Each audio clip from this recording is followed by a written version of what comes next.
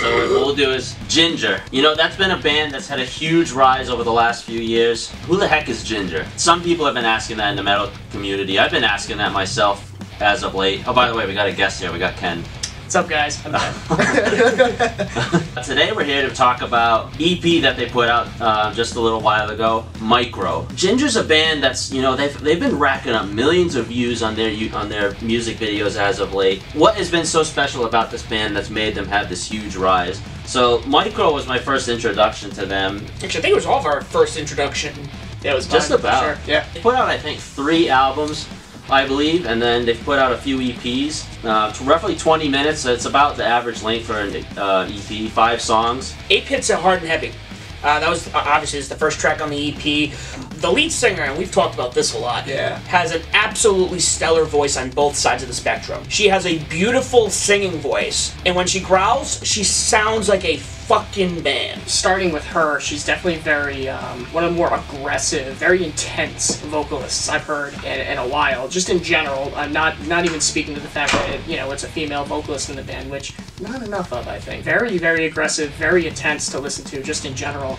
While also extremely talented on the singing side. What I appreciate really well about them is they're able to throw in her vocal harmonies with really kind of spastic compositions, like even though it's, you know, genty, which is a little more basic in terms of melody, it's still difficult to throw in really dynamic vocal parts and harmonies and leads in that kind of music and make it work, make it fit what's going on. So I think she does a really good job of writing those parts, and they do a really good job of working with her on that. But 8 for sure it's easily the most aggressive. 8 was the first music video I had seen for them. I had known the aggression was there, and I knew that they had that female singer, but I mean, she's very good. I'll give credit to her there. She's a very good vocalist. But I mean, being this as my first introduction to them, I'm still trying to figure out, like, what makes the band, you know, so special, why have they been having this huge rise. 8 was kind of like, you know, that big surprise. I say, okay, I guess they're on the aggressive side, I'll listen a little more and see what else they have to offer. You know, Dreadful Moments kind of continues that. As I was listening to the EP that I realized they're from the Ukraine, it kind of made me realize maybe why the band has such a huge pop, because, you know, what other metal band has come from the Ukraine? I mean, I can't think of one. So, I mean, I think maybe that's part of why the popularity is there for this band, too, is that they're from a country that hadn't had that, you know, metal presence to it before. The way I described it to Ken earlier today was, I almost feel like they're a heavier, more structured I Wrestled a Bear Once almost that time. I Wrestled a Bear Once was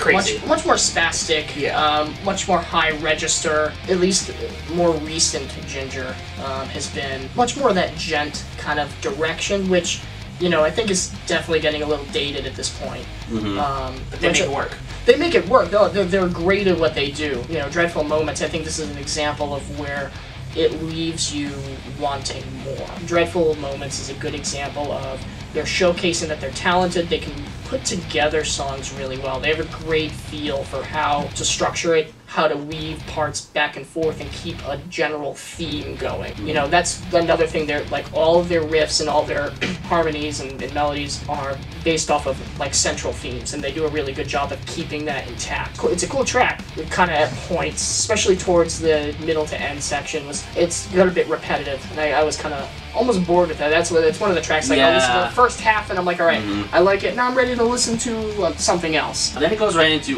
Teacher Cheacher. But at this point for me, it's like kind of everything's kind of sounding the same. I wasn't expecting to hear a song about like school either. You know, the school system over there in the Ukraine is very different than what we receive here.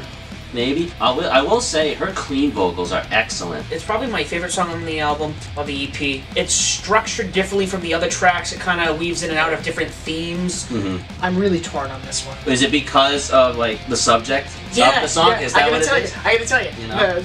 It's not just the subject. School has always been a topic in rock and metal for a long time, but I think the execution is kind of hokey in terms of lyrics. Super hokey, and that is what turned me off of it. And this is not the first time that she's written lyrics that to me were just silly. Silly, but also in a I just can't take this song seriously kind of way. It's not even like, you know, there's some silly tracks where you're like, oh, that's kind of funny. This one it's just like, she's trying to be serious, but it's just not hitting the mark. That said, again, her vocals are fantastic. fantastic. I agree with Sam that this track is exactly where it leaves me saying they have awesome potential in terms of writing. It's very tough to keep track of it at points if you're not like really paying attention. Yeah, the lyrics are really tough to get past. But it's, you know, again, some of the riffs are like really awesome. Like, again, compositionally, structurally, rhythmically, everything is awesome. It's almost borderline unlistenable if you can hear the lyrics. And man, it's tough. Perennial's another one of those tracks where I was like kind of like iffy about. I mean, it was kind of like Dreadful Moments where, I mean, you kind of want more from it than what it has to offer. But I think for me, it kind of kept the flow. Like Teacher Teacher, I think split it up a little bit, a little different from the first two tracks. This one kind of goes right back into what they were doing with the first two. But I wasn't upset with that. Perennial is actually my favorite track. Starts off aggressive, really cool riffs. They show off their talents. The kind of end section, that more mellow, you know, taking a step back. The vocals to me in this really are powerful. It really showcases her, not only her talents, but also the band really understanding chord progressions and how to use harmony. It ends with the title track, and you might be surprised with this. I think this outro is amazing. Yeah. I love the way that this ends. I said, if this had a lot more moments like this, I mean, it's definitely more of an attention grabber. You know, very nice acoustic guitar and everything.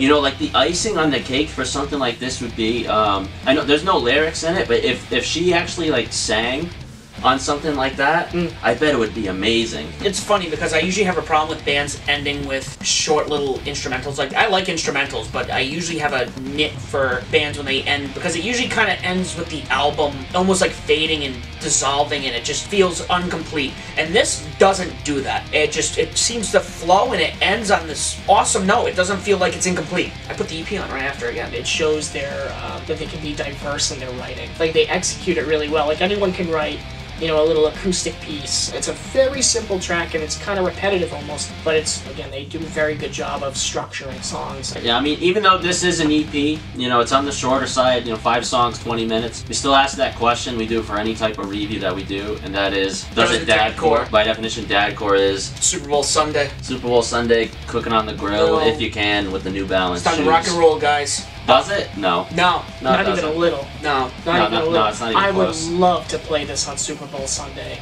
and see how dads react. Awesome. Let's have Jinjer play over Maroon 5. Oh, yeah. Yeah. And, I mean, we're in 2019, we're at the end of the decade. It does take some elements of stuff that we've heard over the past 10 years, but it also, I feel like it introduces something new going into the next decade. Like, what can we expect from bands going forward?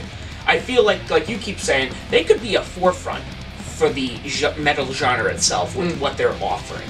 Yeah, I'd love to see it. This EP left me wanting more. Wanting more in a sense of like, oh, it didn't feel finished. More like, I see potential in them. I want to see them do more of what they're capable of. There are still areas where, to me at least, they fall short. But at the same time, they show that they have a lot of talent. They know how to write music. This band is working on an album right now. If they do it, we'll touch upon it when it comes out. If it does come out in 2019. We will. Be sure to check out another review we're doing. We're going to check out Warner Osiris's most recent album. Going back to Papa Roach. Be sure to check that out. And share your thoughts on what you think of this EP as well. Thanks!